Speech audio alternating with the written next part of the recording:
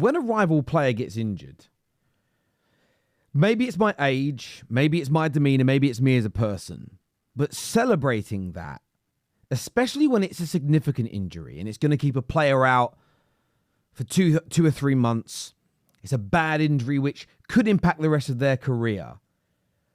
Gloating and celebrating this, for me personally, it's an abomination.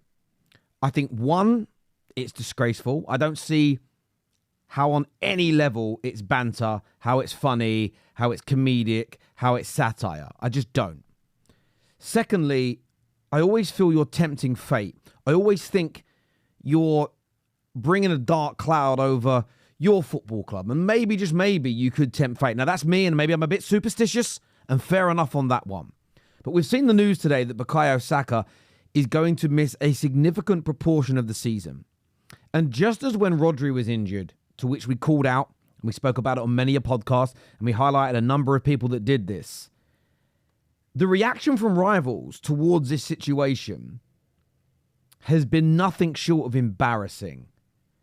Absolutely embarrassing, to say the least. People here putting like the smoke in the packs under the news that's been published and put out across social media. There's another one here talking about, Saka, he's probably going to be back by Boxing Day because he's a faker, mocking and joking about the situation in hand. There is City fans here acting as, Saka's now injured. Now PFE, now Foden's going to get his Player of the Year challenge going. Making a joke, making a mockery of what is serious. And yes, some will say it's only a hamstring.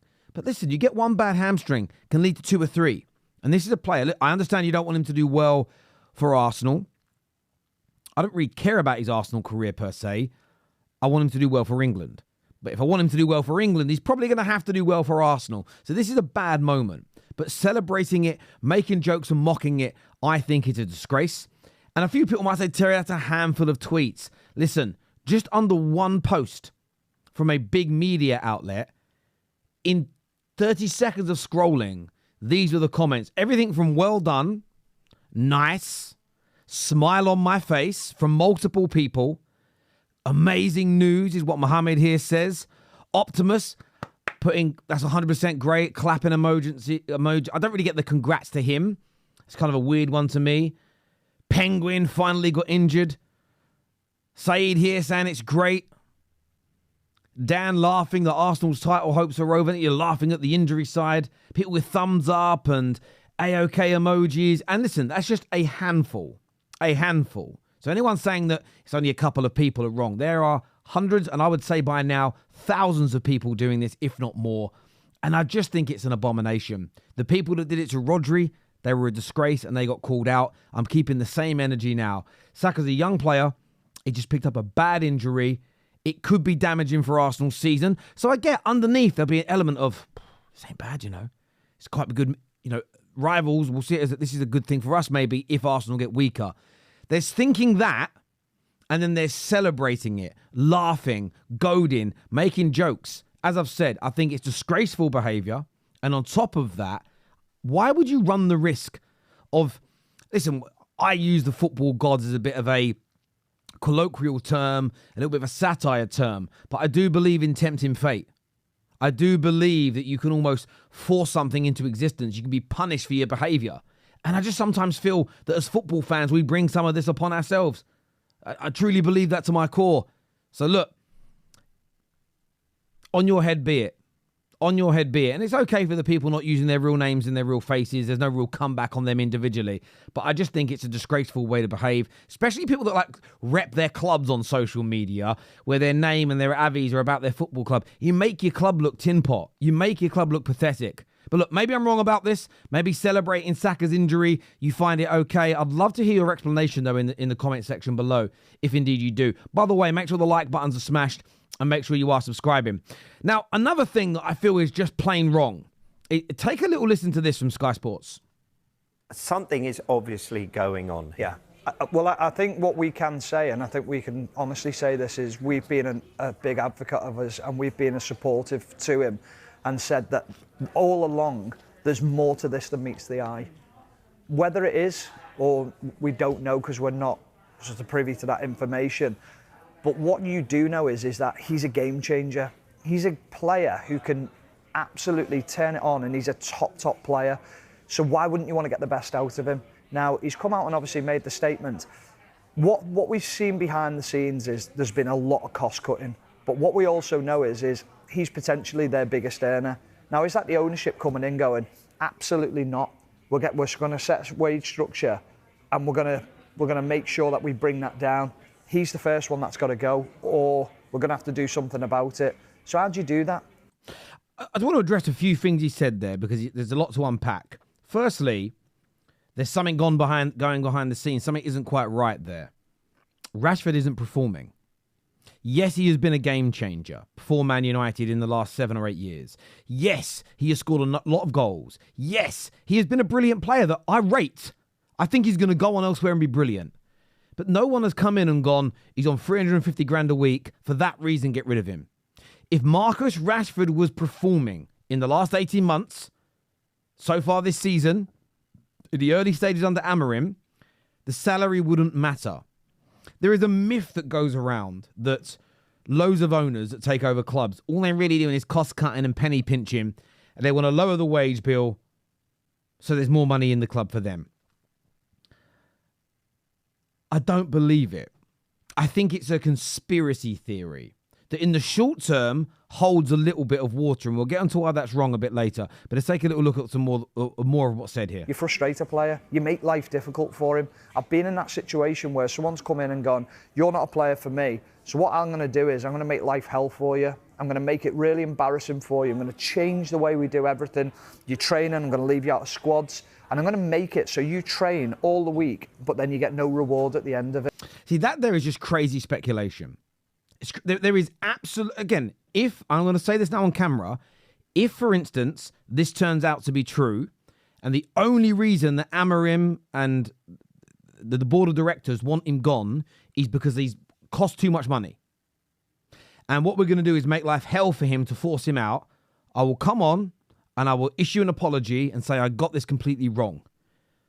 There is zero evidence. That is beyond speculation. You have just created a kind of soap opera, EastEnders-style storyline. The reason that Rashford is being quote-unquote forced out is because he's not delivering. This conspiracy theory that Ineos, KSE, obviously the Cronkies at Arsenal when they first started their new rebuild 5 years ago, Clearlake when they went to Chelsea, there was this theory that they're going to strip back all the wages, they're going to stop spending as much money because they're just happy to be a European team or top 4 team, and the wage bill is the clear indicator that they don't have any ambition to win. You need a big wage bill to be able to win, and there is an element of truth to needing a big wage bill.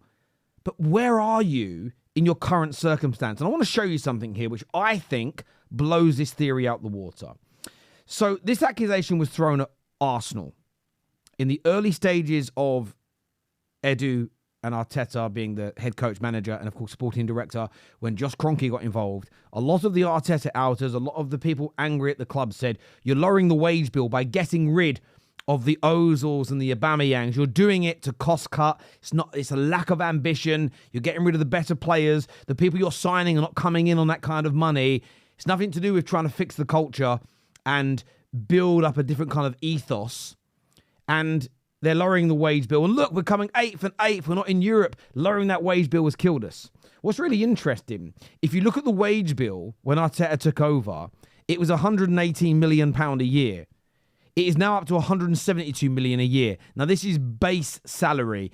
It's much higher when you consider the bonuses that are included and everything else. It doubles. If you look at their actual wage bill, it's hundreds of millions that it comes in at. But the base salary is now higher, as you can see here, by over £50 million. They stripped it back to begin with to get rid of players that they didn't think were performing, didn't want to be at the club, that were problematic. Some of them were on high wages. And then they've built that wage structure up again over time. It's got bigger and bigger and bigger and bigger. You look at Chelsea, Clearlake, accused of exactly the same thing. You look at the wage bill, okay, on top. This was from when Clearlake came in. It was 226 million. Now, what's very interesting from this scenario is, yes, they'd won the Champions League a year or two earlier, but this was a side that had been nowhere near a league title race for a long time. And it was on a huge £226 million a year base. They've stripped it back. They've built a very good squad that is now, some Chelsea fans don't want to say they're in a title race, but they're teetering on being at that level. But look at the difference in the wage bill. Look at the fundamental difference. That now gives them so much scope to increase the salaries of the Cole Palmers at the club, the Enzo Fernandezes, the Caicedos, the more and more they improve. It also gives them scope to go out and say, we're back in the Champions League, we're title contenders, we lowered that wage bill for 2 or 3 years, which gives us a significantly high pot of money to go, bang, we're going to go and get that star, this star, that we can now add into a very good culture, with a very good team, with an excellent head coach that are playing brilliantly. They stepped back before they went forward. You look at Manchester United. Okay, I want to show you this. The top here is the last time we won the Premier League. Our base wage bill was 97 million.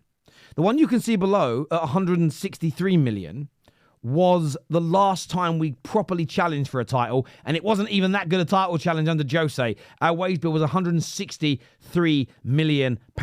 And why is that significant? Because when you look at this slide here, the top shows you 203 million was the wage bill at the beginning of last season. Now it is down by about 18 million. So it hasn't dropped significantly, but it has dropped. So when you look at the last time United had a team that people considered worthy and maybe able to win the league, 163 million was the salary that we were paying. The last time we won the league was 97 million. Now, of course, football's grown financially since then. So if you add inflation, it's probably going to be that little bit higher. But there are lots of cases and points for when owners have come in that they have stripped back the salaries of players, not because they don't want to spend or invest. They don't want to waste any more of the club's money on players that they do not think are going to deliver. Now, I would have gotten rid of Rashford in the summer, especially now with hindsight. I'd have saved the money earlier and given it to somebody else. And this is the point. They're not looking to save the money to put it into their own back pockets, in my personal opinion. They're looking to save that money to reinvest it into better players to make the team better. I think this conspiratorial... Listen, I'm a big fan of Rashford. I still hope it works out at United in my heart of hearts. But this conspiratorial nonsense that he is being scapegoated, it's purely to lower the wage bill, is absolutely wrong, in my humble opinion. Listen, everyone who's tuned in, I want to say thank you. Take care, goodbye, God bless, and we'll see you all again soon. Peace.